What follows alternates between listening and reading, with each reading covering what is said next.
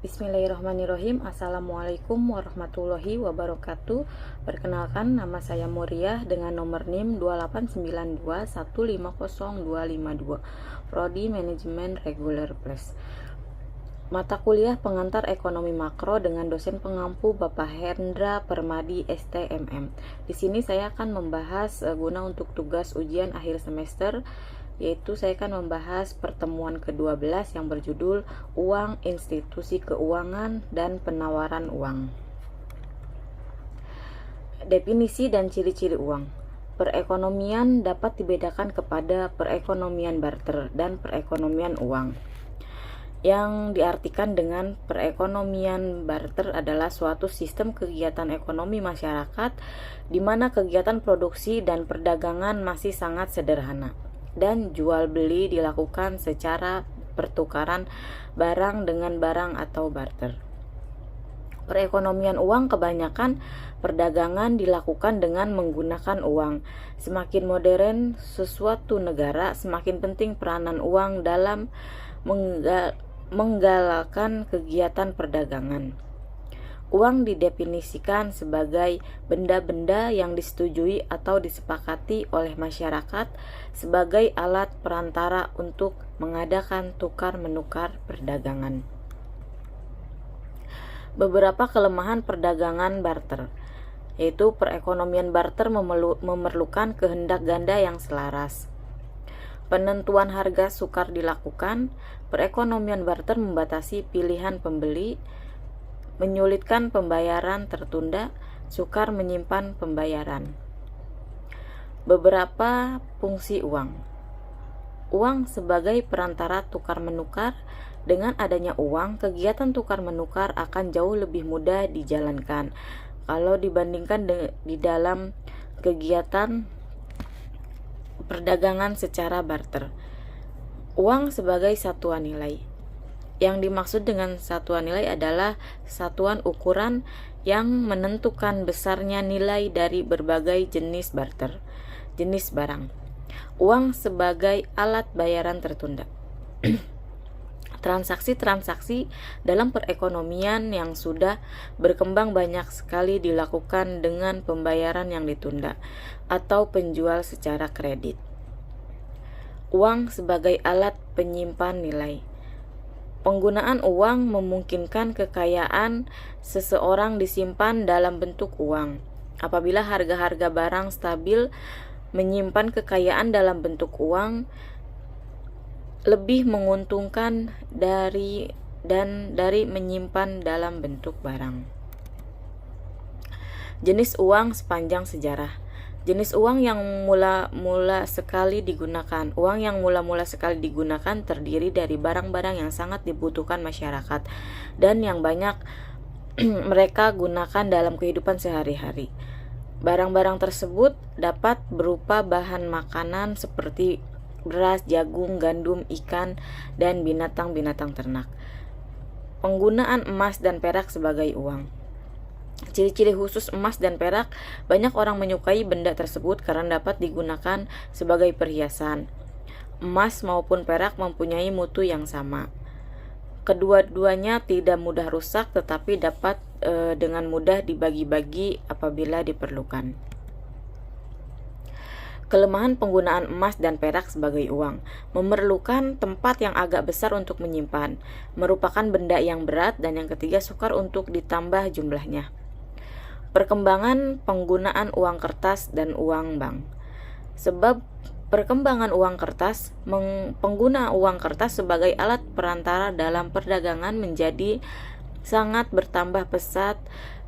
Perkembangannya setelah bank-bank umum mengeluarkan uang kertas tanpa berlebih dahulu. Mereka menerima emas dari para nasabahnya. Perkembangan uang giral atau uang bank. Uang yang diciptakan oleh bank-bank umum dinamakan uang giral. Ia selalu disebut juga sebagai uang bank atau rekening koran. Peranan dan kegiatan bank umum. Bagian ini terutama akan membincangkan kegiatan bank umum, lembaga keuangan yang paling penting dalam suatu perekonomian. Jenis-jenis lembaga keuangan. Yang pertama, bank umum atau bank perdagangan, bank tabungan, perusahaan peminjaman, pasaran saham, perusahaan asuransi. Beberapa keistimewaan dari bank umum. Keistimewaan yang pertama, tabungan dapat diambil dengan cek. Salah satu keistimewaan itu adalah kesanggupan bank umum untuk menciptakan tabungan yang dapat sewaktu-waktu diambil dengan menggunakan cek. Keistimewaan yang kedua, dapat mencipta daya beli dari bank umum bersumber dari kemampuannya untuk menciptakan daya beli baru atau menghapuskan daya beli yang ada di dalam perekonomian. Keistimewaan yang ketiga, memberi pinjaman jangka pendek dari bank umum bersumber dari corak kegiatan meminjamkan uang yang dilakukan bank umum, terutama memberikan pinjaman jangka pendek. Neraca suatu bank umum, proses penciptaan uang giral, yaitu keseluruhan bank umum yang ada dalam perekonomian mewujudkan tabungan giral. Menciptaan tabungan giral atau rekening koran. Tabungan giral atau rekening koran yang diciptakan oleh bank umum dapat dibedakan menjadi dua jenis, yaitu tabungan giral utama apabila ia mendapat uang dari langganannya dalam bentuk uang tunai atau cek yang ditarik dari bank lain, dan tabungan giral derivatif apabila bank itu memberikan pinjaman kepada nasabahnya. Proses penciptaan uang yang berlaku. Pemisalan atau asumsi yang digunakan. Rasio cadangan yang ditetapkan adalah 2%. Yang kedua, semua kelebihan cadangan akan dipinjamkan oleh setiap bank umum kepada langganannya. Transaksi-transaksi selalu dibayar dengan menggunakan cek. Seluruh tabungan yang dimasukkan ke dalam setiap bank umum adalah merupakan tabungan giral. Proses penciptaan uang giral. Pertambahan uang giral yang dapat diciptakan. Proses penciptaan uang giral di dalam kenyataan. Yang pertama, kebocoran uang tunai salah satu faktor yang membatasi luasnya proses penciptaan yang adalah berlakunya kebocoran uang tunai, yaitu sebagian dari uang yang seharusnya disimpan ke bank umum yang berikut tetap dipegang oleh pemiliknya. Yang kedua, bank ingin mempunyai cadangan yang lebih banyak. Faktor penting lain yang akan membatasi luasnya penciptaan uang adalah keinginan bank untuk membuat cadangan atas tabungan giral yang lebih besar daripada yang ditetapkan oleh peraturan perbankan. Yang ketiga, kekurangan peminjam sebab penting lain yang akan mendorong bank umum untuk mempertahankan cadangan yang lebih tinggi dari yang ditetapkan bank sentral adalah karena kekurangan peminjam-peminjam yang mampu membayar bunga dan membayar kembali pinjaman mereka. Mata uang dalam peredaran, uang beredar dan kekayaan mudah tunai. Mata uang dalam peredaran dan uang beredar. Kekayaan mudah tunai, berlikuiditas tinggi, perkembangan bank sentral. Bank sentral merupakan institusi keuangan yang didirikan dan diberi tugas untuk mengawasi dan mengatur kegiatan institusi keuangan lain dalam sistem finansial. Perkembangan bank sentral di berbagai negara. Pada masa ini, hampir setiap negara mempunyai bank sentral, yaitu suatu bank yang diberi tugas oleh pemerintah untuk mengatur dan mengawasi kegiatan lembaga-lembaga keuangan yang terdapat dalam perekonomian.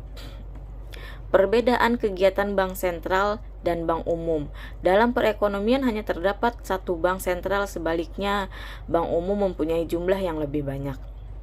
Bank umum kebanyakan dimiliki oleh pihak swasta. Di negara maju dan negara berkembang, bank sentral dimiliki atau dikuasai oleh pemerintah. Yang ketiga, tujuan kegiatan bank sentral dan bank umum berbeda. Tujuan dari bank umum yang terutama adalah berusaha agar kegiatan mereka dapat menghasilkan dan memberikan keuntungan yang maksimal kepada para pemiliknya. Yang keempat, bank sentral diberi kekuatan untuk mencetak uang kertas dan logam. Bank sentral diberi hak oleh pemerintah untuk mencetak mata uang, yaitu mengeluarkan uang logam dan uang kertas. Fungsi utama bank sentral yaitu bertindak sebagai bank kepada pemerintah, bertindak sebagai bank kepada bank-bank umum, mengawasi kegiatan bank umum dan lembaga-lembaga keuangan lainnya, mengawasi keseimbangan kegiatan perdagangan luar negeri, mencetak uang logam dan uang kertas yang diperlukan untuk melancarkan kegiatan produksi dan perdagangan. Bank sentral sebagai bank kepada pemerintah. Pemerintah dapatlah dipandang sebagai suatu perusahaan raksasa. Setiap harinya ia harus membuat pengeluaran dan menerima berbagai jenis pendapatan seperti pendapatan dari pajak, pendapatan pajak penjualan, dan pajak impor. Untuk mengurus pengeluaran dan pendapatan pemerintah tersebut, ia mengeluarkan jasa-jasa bank. Dan sebagai bank kepada bank umum. Bank sentral selalu disebut juga sebagai bank kepada bank atau bankers bank atau sumber pinjaman terakhir, leader of lifter-shop. Artinya bank sentral adalah bank dari bank-bank lainnya dan ia merupakan sumber terakhir dari pinjaman apabila bank-bank umum tidak dapat memperoleh lagi pinjaman dari sumber lainnya. Mengawasi bank umum dan institusi keuangan lain.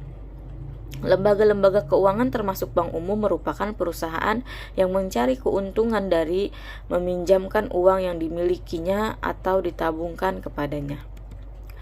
Mengawasi kestabilan kurs valuta asing. Salah satu usaha yang perlu dilakukan untuk menciptakan kestabilan ekonomi adalah dengan mempertahankan kestabilan nilai kurs mata uang asing. Untuk mencapai tujuan ini, pertama-tama haruslah dijaga agar terdapat keseimbangan di antara ekspor dan aliran masuk modal di satu pihak dengan impor dan aliran keluar modal di lain pihak. Mencetak uang logam dan uang kertas.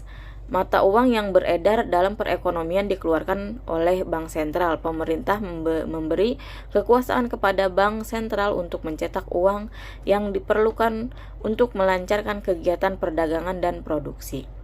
Di dalam menjalankan tugas ini, bank sentral haruslah menentukan besarnya jumlah uang yang harus disediakannya pada suatu waktu tertentu. Baik, demikianlah presentasi dari saya. Kurang dan lebihnya saya mohon maaf. Wassalamualaikum warahmatullahi wabarakatuh. Terima kasih.